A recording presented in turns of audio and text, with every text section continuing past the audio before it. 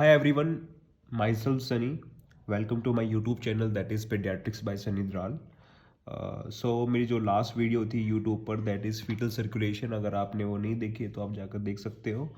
और अभी बीच में मैंने एक क्वेश्चन डाला था about sickle cell anaemia.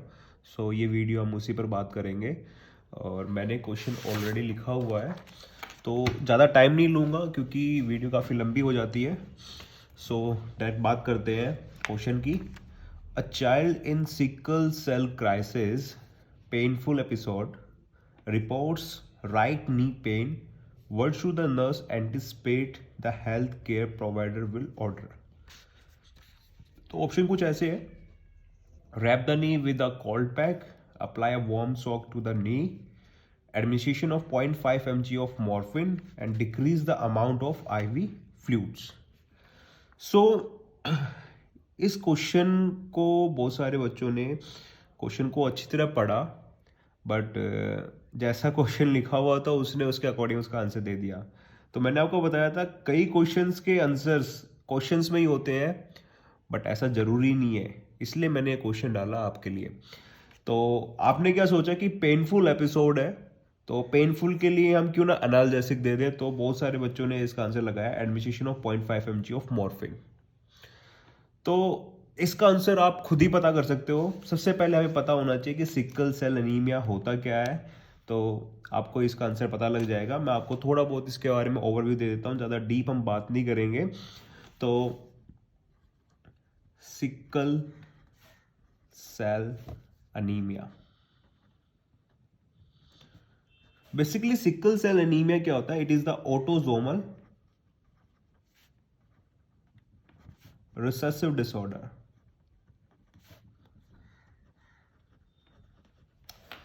Autosomal recessive disorder, अगर आपको ये नहीं पता क्या होता है ऑटोसोमल रिसेसिव डिसऑर्डर, तो इसके ऊपर भी हम एक वीडियो बना सकते हैं, बट मुझे पता होना चाहिए कि आपको इसके ऊपर वीडियो चाहिए या नहीं चाहिए।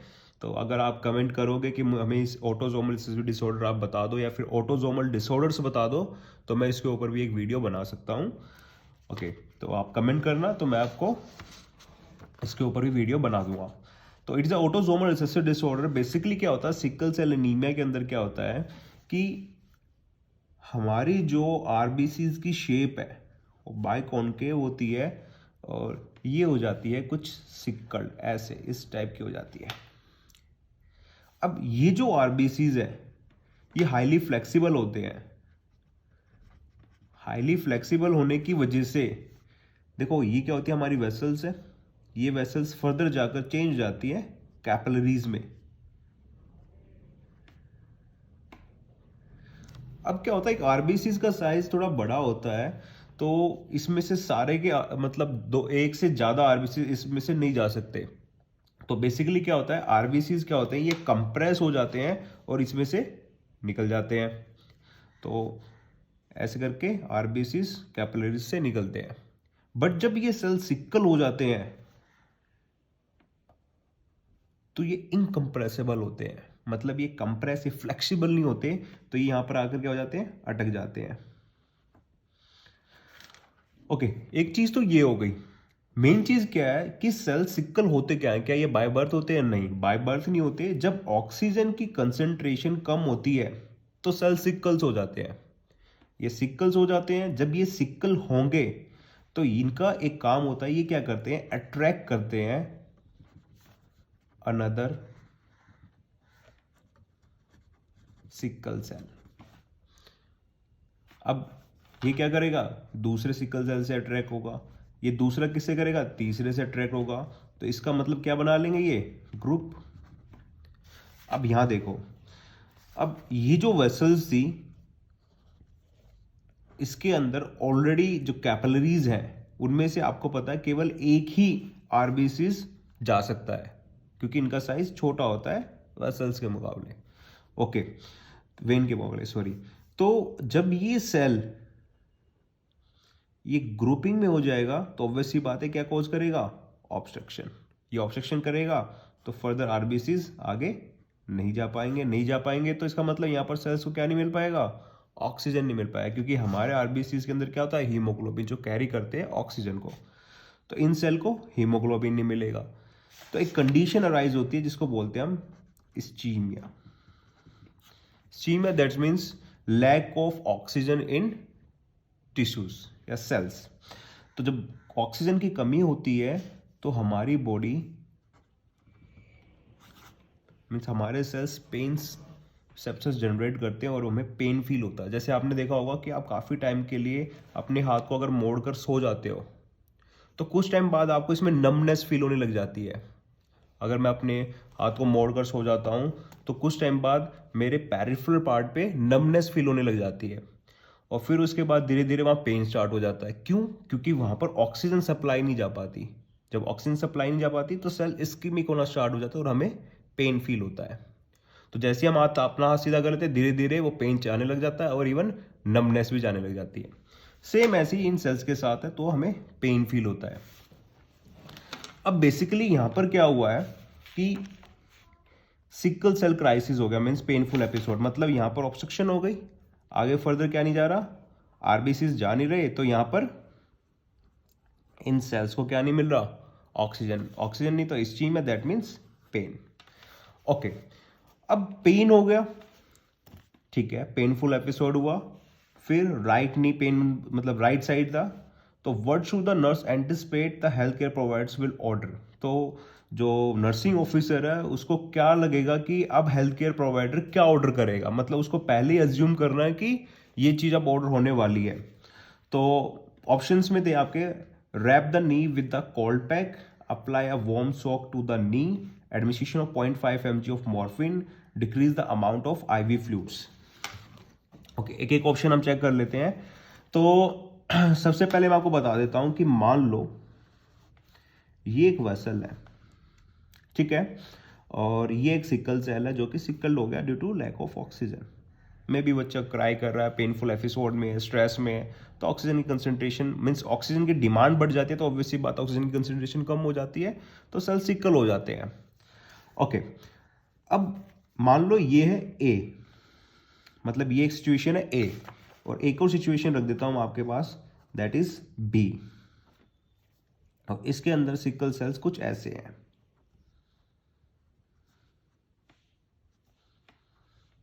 ठीक है।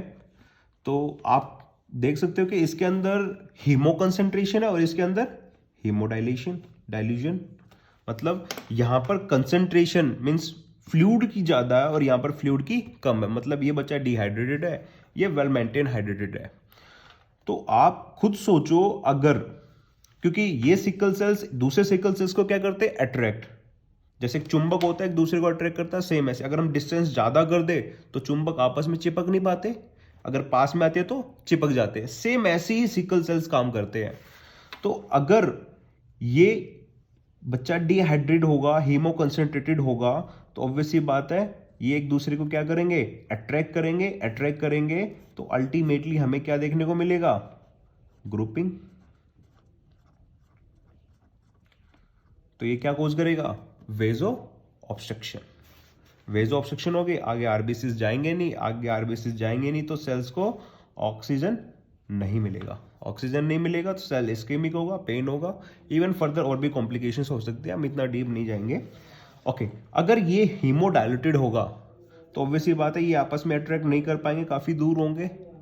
तो इसका मतलब हमें क्या करना है कि हीमोडाइलेशन मतलब हाइड्रेशन मेंटेन बहुत जरूरी है, मतलब फ्लूइड हम एनकरेज करेंगे देने के लिए। अब यहां ऑप्शन में आओ, सबसे पहले decrease the amount of fluids. तो अगर अमाउंट ऑफ फ्लूइड डिक्रीज कर देंगे तो डिहाइड्रेट होगा बच्चा, तो ग्रुपिंग होगी, तो ऑब्वियसली बात है पेन एंड इस्कीमिया। तो ये तो फर्दर क्या करेगा, पेनफुल एपिसोड इंक्रीज करेगा। तो ये ऑप्शन तो हो गया हमारा cut. Okay, rap the knee with a cold pack. अब इसको देखो, कोल्ड पैक, जब भी हम कोल्ड पैक वगैरह लगाते हैं, मींस आइस पैक लगाते हैं, तो वो कोज करते हैं वेजो कंस्ट्रिक्शन, वो कोज करते हैं वेजो कंस्ट्रिक्शन। वेजो कंस्ट्रिक्शन होगी तो ऑब्वियसली बात है, जब वेजो कंस्ट्रिक्शन होगी मतलब इनका साइज कम होगा, साइज कम होगा तो ये अगर क्या हो जाएंगे, और ज़्यादा आसपास आ जाएंगे, आसपास आएंगे मतलब और ज़्यादा हीमो कंसिडरेट होगा, ग्रुपिंग होगी, ischaemia, pain, ultimately result further painful episode. Okay, तो ये ऑप्शन भी हमारा कट हो गया। अब हमारे पास दो ऑप्शन आते हैं जिनमें से 95% बच्चों ने ये आंसर लगाया है और कुछ 5% बच्चों ने इसका आंसर ये दिया है। ओके, अब आप इसको देख लो। Admission of 0.5 mg of morphine. Morphine क्या है? It is a good analgesic, it is a type of opioids, ठीक है, बट ये कोज करती है respiratory depression. Respiratory depression that means lack of oxygen, lack of oxygen that means further cells क्या हो जाएंगे, सिकल, ज्यादा से ज्यादा सेल सिकल्स होंगे, तो ये कंडीशंस को फर्दर और बढ़ाएगा और ज्यादा क्राइसिस कोज करेगा, तो हम ये तो नहीं दे सकते। अब इसको बचता तो हमारा ये गया, तो आंसर यही हो गया, बट ये क्यों आंसर है वो मैं आपको बता देता हूं। Apply a warm soak to the knee, मतलब वार्म कंप्रेस करना है हमें कहां पर, नी पर। जब हम वार्म कंप्रेस करेंगे तो वो कोज करेगा वेजो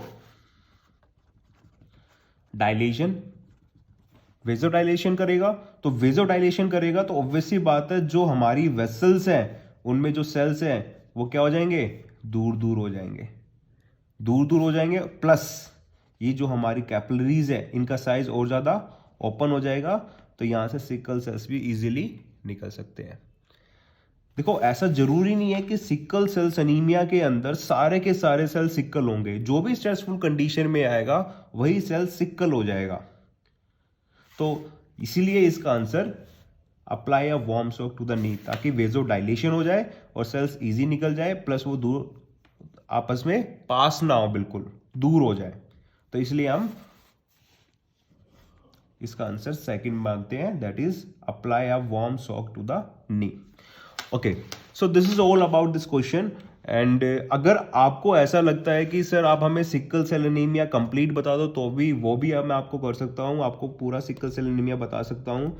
ये तो मतलब छोटा बहुत मैंने आपको समझाने के लिए सिकल सेल एनीमिया बताया, बाकी सिकल सेल एनीमिया काफ़ी बड़ा है, तो वो भी मैं आपको वीडियो के थ्रू बता सकता हूँ। प्लस अगर आपको लगता है कि ऑटोसोमल डिसऑर्डर हमें नहीं पता, वो हमें पता होना चाहिए क्या होते हैं, रिसेसिव क्या डोमिनेंट होते हैं, ठीक है, तो ये भी मैं आपको बता दूंगा थ्रू दिस वीडियो।